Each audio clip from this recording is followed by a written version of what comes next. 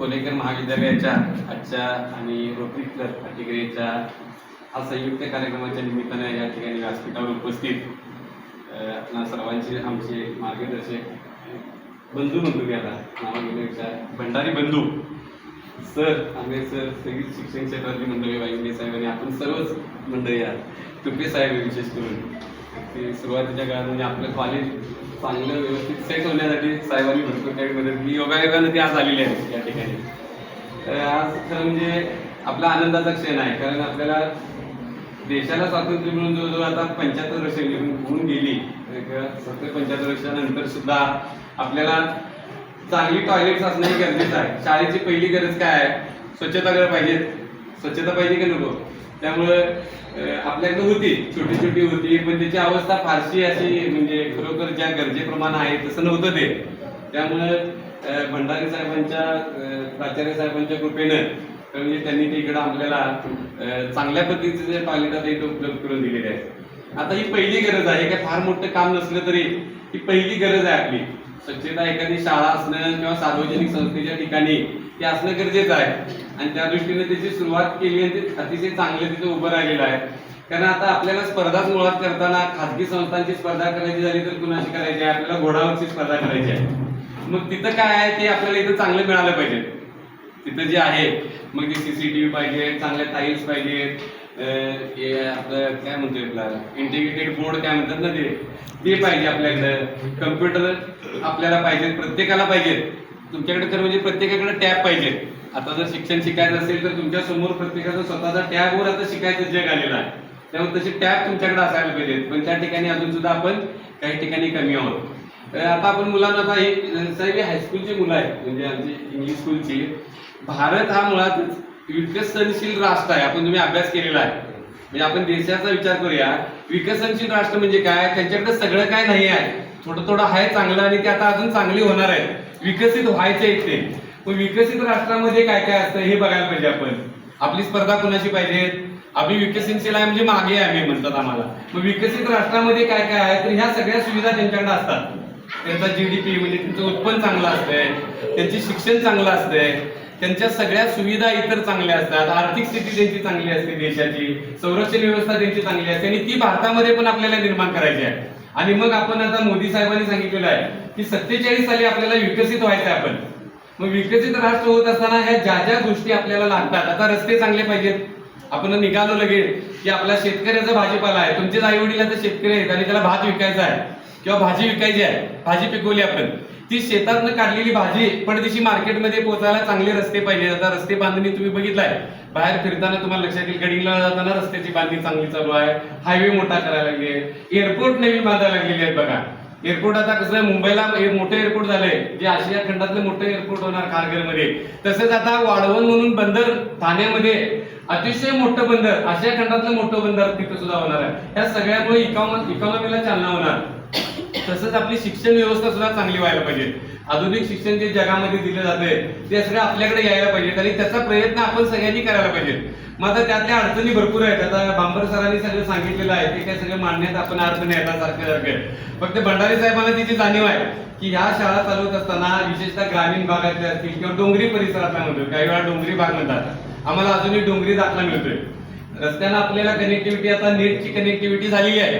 कारण जे विश्वाची माझे घर, ते जगच माझं घर आहे. आता माझं नेसरी गावाचा मी, तू कुठल्या गावचा, हे कुठल्या गावचा, असं काय आता फरक राहिलेला नाही. आता इथला विद्यार्थी आणि जपानचा विद्यार्थी एकच आहे. तर तुम्ही आता 8वीत कोण शिकताय तर तो विद्यार्थी आणि जपानचा 8वीतला विद्यार्थी जो आहे ह्याच्या ज्ञानाची जी लेवल आहे ती एकच आहे असं गृहीत धरून हे जग चालणार आहे. त्यामुळे तुम्ही उद्या इकडे शिकून बाहेर पडला तर उद्या तुम्ही असं म्हणू शकत नाही ते एखाद्या कंपनीत गेल्यावर तो जपानमध्ये शिकला आणि मी भारतात शिकलोय म्हणून माझं ज्ञान कमी आहे असं म्हणता येईल काय? तुम्हाला म्हणता येणार नाही. तर तिथे तुम्हाला स्पर्धा करावी लागणार आणि तिथं आपण मग ते आपलं श्रेष्ठत्व काय ज्ञानाच्या आधारे सिद्ध करून तुम्हाला तिथे नोकरीत जावं लागणार. तेव्हा हे करण्यासाठी म्हणून अशा या सगळ्या सुविधा आपल्याकडे यायला पाहिजेत. याचा प्रयत्न करण्याचं या प्रयत्नाचा एक भाग आहे आणि त्यासाठी मी स्वच्छतागृह म्हणजे साहेब देशामध्ये आपल्याला स्वच्छता ठेवावी, उघड्यावर संडासला बसू नका म्हणून मोहीम राबवावी लागते. बरोबर आहे का? बघा उघड्यावर संडासला बसू नका म्हणून मोहीम राबवावी लागते. ही राबवायला लागता कामा नये. तुमच्या उपजत आपल्यामध्ये तो गुण पाहिजे की कुठेही आपल्या परिसरामध्ये काय घाण दिसली तर ती स्वच्छ केली पाहिजे. तुम्ही चॉकलेटचं पाकिट कुठेही काढून टाकता खोलल्यानंतर, ते टाकता कामा नये. हे तुमच्यामध्ये पाहिजे स्वतःमध्ये. शिकवायची गरज नाही, हे शाळेत पण कुणी सांगायची गरज नाही. ही उपजत गुण तुमच्यामध्ये पाहिजेत. स्वच्छता घर कसं स्वच्छ ठेवायचं, मी टाकायचं आणि दुसऱ्याने येऊन स्वच्छ करायचं असं नको पाहिजे. तिथं जर घाण असेल ती स्वच्छ करायची वृत्ती आपल्या मनामध्ये पाहिजे. म्हणजे जिथे जिथं आपण जाऊ तिथं तिथं तो परिसर स्वच्छ ठेवणं हे आपल्या सगळ्यांचं काम आहे. जसं साहेबांनी सांगितलं की त्यांनी जरा थोडं तुम्हाला वाईट वाटू नये असं जरा चांगलं बोलले. मी जरा त्याच्या पुढे जाऊन सांगतो की तुम्ही वृत्ती आपल्या मनामध्ये बाळगा की जिथं जाल, तुम्ही एसटीत जरी बसला आणि तिथं तुम्ही कचरा टाकला तर तू उचलून एकत्र करून आपण खाली टाकला पाहिजे. आपण तसं करताना दिसताय काय बघा तुम्ही कधी. किंवा आपण घरात सुद्धा आईला सांगायचं काम नाही, तू स्वच्छता करणार, आई स्वच्छता करणार आणि तुम्ही बसणार, असं नाही करायचं. आपण ती स्वच्छता करायला पाहिजे. आणि शिक्षकांचं पण तसंच आहे. ठीक आहे, तुम्ही असं नव्हे, मी सुद्धा घरातल्या कुटुंबांना घेऊन, समजा मी बीचवर गेलो, एखाद्या गोव्यालाच गेलो, तर गोव्यामध्ये लेस बीच खाऊन मी बिंदास तिथे बीचवर टाकून देणार. इथं मात्र आपण घाण करत असतोय. तोच माणूस परदेशात गेल्यावर आपण असतोय तो स्वच्छता पाळतोय, तिथे कायदा आहे. तिथं तसं झालं की त्याचं कॅमेरावर कॅच करते आणि 5,000चं बिल पाडते. मग तिथं घाबरतोय तो. आणि भारतात मात्र कुठेही काही फेकावं, कचरा करावा आणि मग त्याला कोण विचारणार नाही. ही जी वृत्ती आहे ही घालवायची आपल्याला. त्यावेळी स्वच्छ भारत खऱ्या अर्थानं होणार आहे. जोपर्यंत तुम्ही स्वतःहून स्वच्छता ठेवायला शिकणार नाही तोपर्यंत ती स्वच्छता होणार नाही. त्यामुळे आमचा विठ्ठल येऊ दे, नाहीतर दिनू येऊ दे, नाहीतर अशोक येऊ दे, ते दरवेळी तसंच घाण राहील. तर साहेबांनी काय सांगितलेलं आपल्याला की आपण ते स्वच्छ ठेवायचं आहे. आणि कधीही त्यांचं फ्लाइंग स्पॉट आहे. ते साहेब म्हणजे काय, त्यांनी फ्लाइंग स्पॉट नेमलेला आहे. कधी पण येऊन ते व्हिजिट करून बघणार स्वच्छता आहे की नाही. तर आपण सगळ्यांनी काय करूया, त्यांनी साहेबांनी जे दिलेलं आहे आपल्याला ते स्वच्छ ठेवायची जबाबदारी, ते जास्तीत जास्त वर्ष कसं चांगलं चालेल ही बघण्याची जबाबदारी आपली आहे, संस्थेची आहे. तर आपण सगळ्यांनीच ते स्वच्छतेचा मंत्र जो दिलेला आहे शासन वारंवार देतच असते, पण आपण सगळ्यांनी मिळून तो स्वतःहून आपल्या अंगात बांधवण्यासाठी म्हणून त्याची प्रार्थनाच या निमित्ताने प्रतिज्ञाच करूया ती की आजपासून आम्ही ते सगळे स्वच्छ ठेवून आमचं आम्ही स्वतःसाठी वापरणार अशी प्रतिज्ञा करूया. आणि आज साहेब आपण सगळ्यांनी मदत केल्यामुळे ग्रामीण भागातल्या शाळा चालणार आहेत चांगल्या पद्धतीने. शासनाचं धोरण साधारण तसंच आहे. आता ते काय म्हणतात, आमच्याकडे सगळं मागू नका, आम्ही पगार दिलेला आहे, तुम्हाला चांगले शिक्षक दिलेले आहेत, पगार दिल्यामुळे आम्हाला बाकीचं तुम्ही बिल्डिंग बांधा हे तुमची जबाबदारी आहे. त्यामुळे तुम्ही CSR मधनं घ्या किंवा आणखी काही लोकांकडनं मदत मागा, माझी विद्यार्थ्यांकडनं काही मदत मागा, ते त्यांची पण जबाबदारी आहे, तुमची पण जबाबदारी आहे ना. तुम्ही या शाळेत शिकलाय म्हणजे ही शाळा चांगली व्हायला पाहिजे, मग तुम्ही सुद्धा मदत केली पाहिजे, तुमच्या पालकांनी मदत केली पाहिजे. हे सगळ्यांनी मदत करून ही संस्था चालवावी असं शासनाचं धोरण आहे. तर आपण सगळ्यांनी मिळून जे धोरण आहे त्या धोरणाची अंमलबजावणी करणं गरजेचं आहे. त्याप्रमाणे आपण सगळ्यांनी मिळून ते सुद्धा करूया आणि या ठिकाणी चांगल्या पद्धतीनं आपल्या ज्या काही सुविधा असतील त्या निर्माण करूया, आपणच चांगलं शिकूया. आणि जगामध्ये विकलं जाणारं जे म्हणजे आपण जसं म्हणतोय बाजारात जे ते पिकवायला पाहिजे, तसं तुम्ही विद्यार्थी ज्यावेळी बाजारामध्ये जाणार त्यावेळी तुमच्याकडे ते ज्ञान पाहिजे. तिथं जे विकलं खरेदी करणार, तिथं लोक जे मागणार तेच तुमच्याकडे असणं गरजेचं आहे. उगाच काहीतरी शिकत बसलं तर तिथे विचारणार नाही. तेव्हा आपण इंग्लिश बोलायला शिका चांगलं, काही ना काही आपल्याकडे कौशल्य घ्या. नक्कीच तुम्हाला स्किल बेस आता जग आहे.